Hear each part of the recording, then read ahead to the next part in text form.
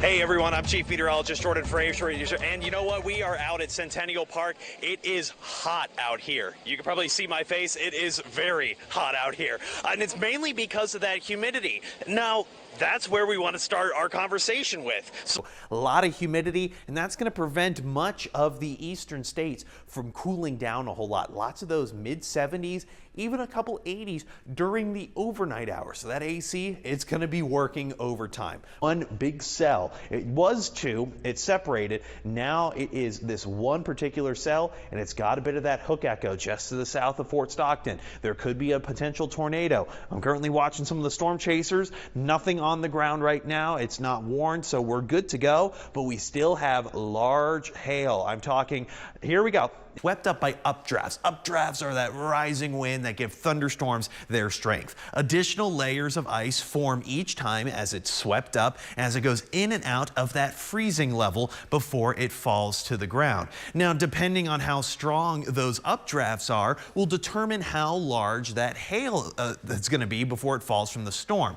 This makes sense considering the stronger the winds, the more weight it can hold inside of the storm cloud before it actually falls to the ground. All right. All of the showers and thunderstorms, they're staying away from the Lone Star State. They're really affecting much of the northern plains. Look at this. Heading into Iowa, level 1 severe risk for today, and then going into late on Thursday afternoon. Wow. Woo-wee. Level 3 enhanced risk. So that means we're looking at tornadoes, hail, wind, you name it. This entire system kind of breaks apart around midnight or so once that atmospheric heating dies down. Then we start to see a kick up once again Friday afternoon. Model data doesn't have it very strong, but even those very small localized cells can produce some very powerful storms across the Dakotas and into Minnesota.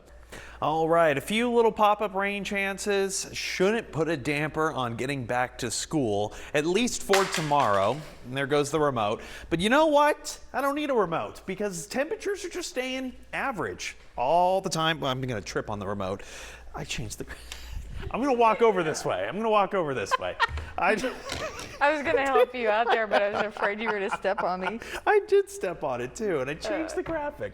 Okay. Average temperatures, small rain chances, nothing severe. I'm happy with this. Yes, it sounds good. Thanks for watching, everyone. We'll see you at 5.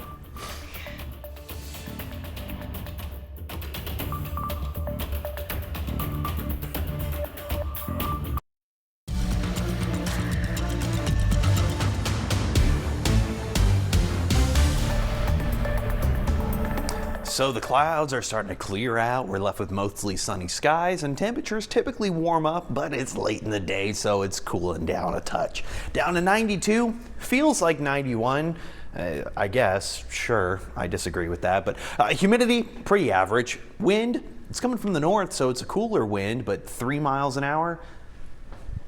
That's how fast 3 miles an hour is. It's not very fast at all. So temperatures staying pretty normal because the wind, it's not really going to be mixing up a whole lot. Low 90s across much of the Permian Basin, the Trans-Pecos, southeastern New Mexico, and along the Rio Grande.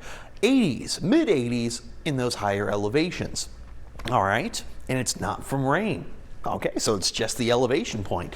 Howard County looking at a stray sprinkle, and that's about it. All right, so by tonight we should have relatively average temperatures. I got models telling me to go down into the 60s, so here we go. 69 compared with the average of 71.